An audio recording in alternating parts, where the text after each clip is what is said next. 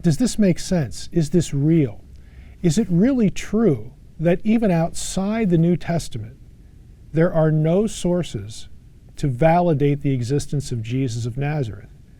Is that really the case? Well, the answer to that question is no, that is not true. There are classical sources, Greco-Roman material, and of course ancient Jewish sources that mention Jesus.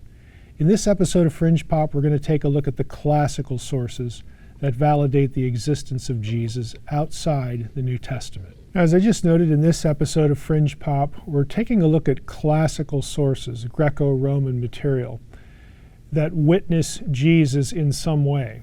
Some of those references in classical sources are pretty indirect. For example, Thales trying to explain the darkness at the crucifixion via a solar eclipse.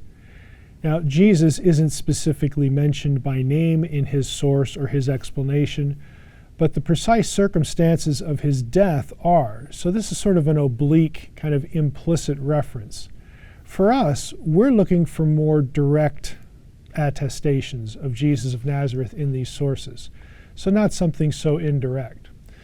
The Roman writer Pliny the Younger is actually a better example. Now, Pliny lived circa 61 to 113 AD, and he mentions Jesus explicitly in his last book of letters, that is, Letter 96, Book 10.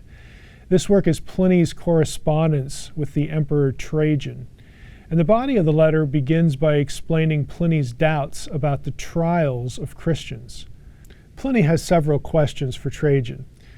First, how should Christians be punished, and on what grounds? Are Christians to be punished just for being Christians, or should we look for other crimes?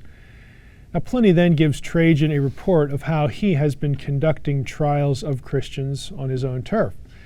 And eventually, he mentions Jesus, quote, "I decided to dismiss any who denied that they are or ever have been Christians, when they repeated after me a formula invoking the gods and made offerings of wine and incense to your image, which I had ordered to be brought with the images of the gods into court for this reason, and when they reviled Christ," unquote. Now, Pliny adds that those who ended up denying Christ, quote, "also maintained that the sum total of their guilt or error was no more than the following. They had met regularly before dawn on a determined day and sung antiphonally a hymn to Christ as if to a god," unquote. While it's true that referencing Christ can have no other person in mind than Jesus of Nazareth, skeptics insist that though the words are clear, none are actual references to the historical Jesus, Jesus of Nazareth. They instead describe the worship of a mythic object of devotion, again in the mind of the skeptic. So more than Pliny is needed to satisfy these kind of folks.